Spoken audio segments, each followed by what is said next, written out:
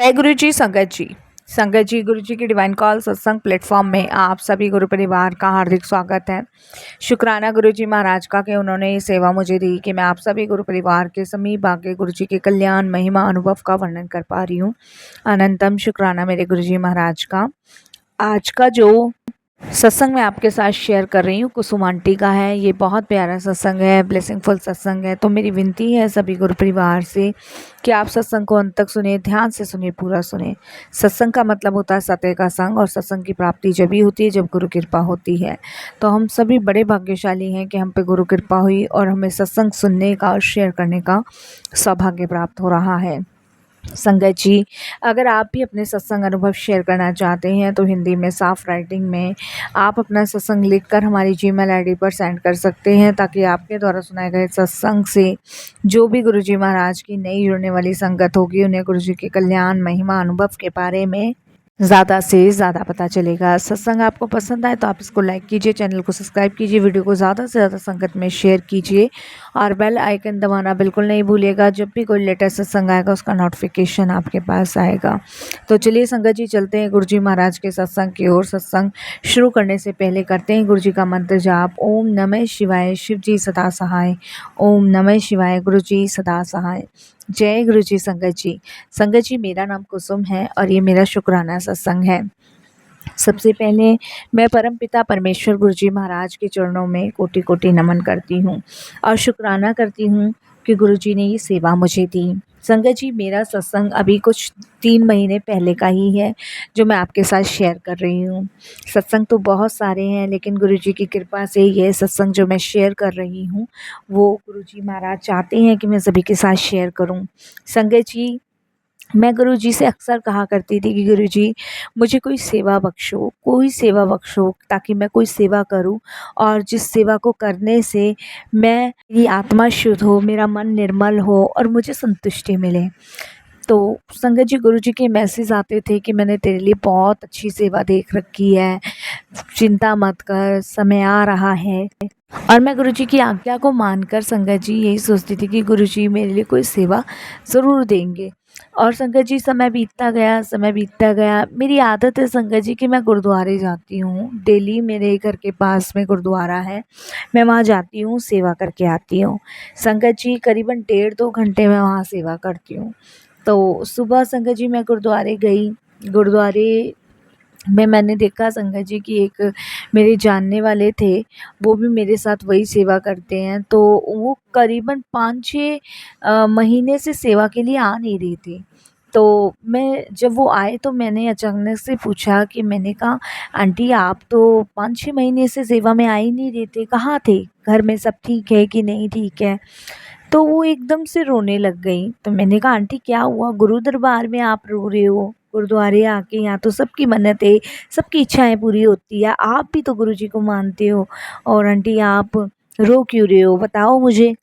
तो संगत जी वो बहुत ज़्यादा रोने लग गई। तो मैंने कहा, आंटी हुआ क्या है? 5-6 महीने से आप नहीं आ रहे थे, बताओ। तो मुझे बताती हैं कि बेटा 5-6 महीने पहले तेरे अंकल जी जो हैं वो गुरुद्वार चले गए और मुझे अकेला छोड़ गए। और मेरे 3 बेटे हैं, पर तीनों बेटे ने मुझे रखने से मना कर दिया है। इस समय मैं जो है ना दिल्ली के रेलवे स्टेशन पे रह रही हूँ, बाहर अपना बोरिया बिस्तरा लगाती हूँ, वहीं सो जाती हूँ। मेरे तीनों बेटों ने धोखे से मेरे पति से सारी प्रॉपर्टी अपने नाम करवा ली थी, प्यार प्यार में कि वो उस समय मेरी बहुत केयर करते थे, मेरे हस्बैंड की बहुत केयर करते थे। ऐसा दिखाते थे जैसे कि वो हमसे बहुत प्यार करते हैं, हमारे बुढ़ापे का सहारा है। जब सारी प्रॉपर्टी नाम हो गई, मेरे हस्बैंड चले गए, तो उन्होंने मुझे घर से बाहर निकाल दिया। किसी रिश्तेदार ने मुझे नहीं रखा, क्योंकि बेटा मुझे बीमारी है, थायराइड की भी है, शुगर की भी है, कोई मेरा इलाज नहीं करवाना चाहता। मेरे पूरे शरीर में, कमर में दर्द रहता है, मैं बूढ़ी हो चुकी, तो कोई बेटा मुझे रखना नहीं चाहता है। उनको लगता है कि इसके दवाई का खर्चा उठाना पड़ेगा, और इसलिए मुझे घर से उन्होंने निकाल दिया। पर मैं बेटा रेलवे स्टेशन से यहाँ तक ज़रूर आती हूँ गुरु की सेवा करने के लिए। संगत जी, जब उन्होंने मुझे ये सारी चीज़ें बताई तो मैं बहुत दुखी हुई।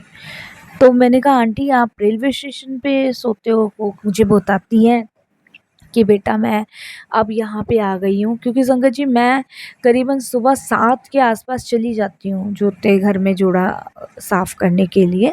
क्योंकि संगत जी आप सभी जानते हैं, जब हम जूते घर में जोड़ा उतारते हैं तो उस समय वो गंदे होते हैं, जब आपको वापस मिलते हैं तो वो चमकते हुए होते हैं। तो संगत जी वो मुझे कहती है कि अब मैं यहाँ पे आ गई हूँ और लंगर करूँगी गुरु के द्वार पे, और फिर शाम को ही बेटा मैं जाऊँगी सिर्फ सोने के लिए, फिर मैं अगले दिन फिर आ जाऊँगी। 5 महीने तो बेटा मैं इधर-उधर ही भटक रही थी, और बेटे बहू ने रखने से मना कर दिया। मेरे कपड़े देकर मुझे यहीं छोड़ गए रेलवे स्टेशन, और मेरी कोई सुनने वाला नहीं है, कोई कुछ कहने वाला नहीं है। क्या करूँ? वो बहुत रो रही थी, बहुत दुखी थी। संगत जी उनकी बात सुनकर मेरे भी कहीं न कहीं बहुत आँसू निकले। मैं परेशान हो गई। मैंने उसी समय अपने हस्बैंड को फ़ोन किया। मेरे हस्बैंड का नाम अविनाश है। मैंने कहा कि तुम गुरुद्वारे आओ। संगत जी वो फटाफट से गुरुद्वारे आए और उनके साथ मैंने ये बात शेयर करी, और उन्होंने फटाफट से संगत जी मुझे कहा कि तुम माँ जी को कार में बिठाओ और घर चलो। संगत जी मैंने वहाँ से गुरुजी से आशीर्वाद लिया, अरदास करी, और मैं आंटी को कार में बिठा के संगत जी घर ले आई। वहाँ सबसे पहले मैंने उनको नहलाया, धुलाया, और संगत जी मेरी मदर इन लॉ 1.5 साल पहले एक्सपायर हुई थी, उनके कपड़े पड़े थे, वो मैंने उनको पहनने को दिए क्योंकि बहुत गंदी स्मेल आ रही थी, और मैंने उन्हें खाना दिया। मैंने कहा आंटी आप परेशान मत हो, आप बैठो।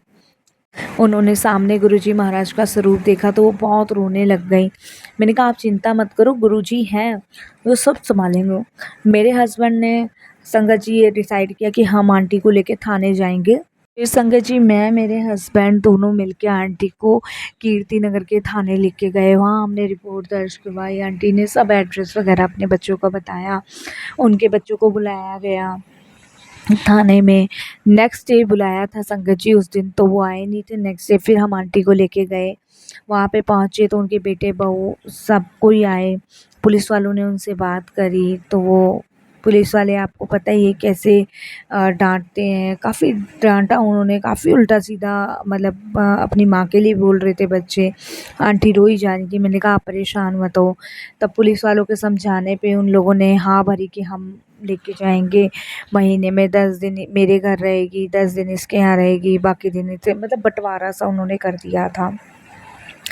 तो उसके बाद संगत जी मेरे हस्बैंड ने बोला कि मैं इनको नहीं भेजूँगा, ये अब हमारे साथ रहेंगी। संगत जी मैं अपने हस्बैंड की शक्ल देखती रह गई कि जब उन्होंने ये डिसाइड किया कि माँ जी जो हैं वो हमारे साथ रहेंगी। और संगत जी पुलिस वालों ने भी कहा कि हम माँ जी से पूछेंगे कि वो किसके साथ रहना चाहती हैं। जब उनसे बात हुई तो उन्होंने बोला कि मैं इनके साथ रहूँगी, अपने बच्चों के साथ नहीं रहूँगी। तो संगत जी उस दिन के बाद से माँ जी हमारे घर में ही हैं। 3 महीने से चौथा महीना चल रहा है, और माँ जी बहुत खुश हैं, गुरुद्वारे जाती हैं, मेरे साथ सेवा करके आती हैं, मेरे साथ घर में बच्चों को इतना प्यार करती हैं जैसे उनकी दादी करती थी, इस तरीके से मेरे हस्बैंड को बहुत अपने बेटे की तरह प्यार करती हैं। तो संगत जी मेरे को खुशी है कि गुरुजी ने मुझे ये सेवा दी और मुझे एक दोबारा से सास की सेवा करने का मौका मिला। नहीं तो मेरी मदर इन लॉ के जाने के बाद तो घर बिल्कुल सुन्न और वीरान ही हो गया था। शायद मेरी मदर इन लॉ के रूप में इन्होंने ये माँ जी भेजी, और मुझे ये मौका दिया गुरुजी ने कि मैं देखो सेवा मांग रही थी गुरुजी से, कैसी गुरुजी महाराज ने मुझे सेवा बख्शी। तो जितना शुक्राना हम करें ना गुरुजी का उतना ही कम है। कहते हैं ना सेवा भी गुरुजी वही देते हैं जिनमें गुरुजी की मर्जी होती है, और इतनी ब्यूटीफुल सेवा देने के लिए तो गुरुजी आपका अनंतम अनंतम शुक्राना, बहुत बहुत शुक्राना करती हूँ। और सच में संगत जी बहुत प्यारी हैं वो आंटी, बहुत। अब मैं आंटी नहीं बोलती, उनको माँ जी ही बोलती हूँ, और इतनी प्यारी हैं संगत जी कि आप यकीन नहीं मानोगे। बच्चों को बहुत प्यार करती हैं, बच्चों को बहुत अच्छी अच्छी चीज़ें सिखाती हैं, घर में अपना पन बना के रहती हैं। और संगत जी मेरा छोटा बेटा तो 24 घंटे ही उनसे लगा रहता है दादी दादी करके। तो यही तो चाहिए संगत जी। बस इस सत्संग के माध्यम से मैं यही कहना चाहूँगी कि बड़े बूढ़े हमारी धरोहर हैं, इन्हें घर से ना निकालें, क्योंकि अगर आप लोग ऐसा करोगे तो ये कहाँ जाएंगे? कोई नहीं देख रहा, लेकिन ऊपर वाला देख रहा है, गुरु देख रहे हैं। अंकल के जाने के बाद आंटी के साथ ऐसा हुआ संगत जी। लेकिन देखिए कैसे गुरुजी महाराज ने उनके लिए रास्ता बनाया, अपनी ब्लेसिंग्स के साथ, इज़्ज़त के साथ गुरुजी ने उन्हें फिर से एक नया घर दिलवाया। तो कहते हैं ना कि इस दुनिया में कोई हमारा ना हो, लेकिन हमारे गुरु हमारे साथ हमेशा रहते हैं, हमेशा वो हमें संभाले रखते हैं, हमेशा हमारा साथ देते हैं, हमेशा अपनी कृपा बनाए रखते हैं। तो जितना भी शुक्राना करें है ना, उतना ही कम लगता है। आज आंटी बहुत खुश हैं और वो यही कहती हैं कि शायद मैंने पिछले जन्म में कुछ अच्छा ऐसा काम किया होगा कि मुझे ऐसे बहू बेटे मिले।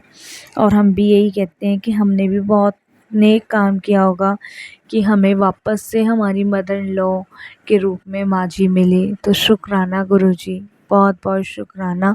और संगत जी मैं बस यही कहूँगी कि अपने माता पिता की सेवा कीजिए, उनका मान कीजिए, उनका सम्मान कीजिए। यही मेरी सबसे गुरु परिवार से विनती है, गुरु परिवार के अलावा लोगों से भी विनती है। और यही सत्संग को विराम देती हूँ गुरु जी के मंत्र जाप से। ओम नमः शिवाय, शिव जी सदा सहाय। ओम नमः शिवाय, गुरु जी सदा सहाय।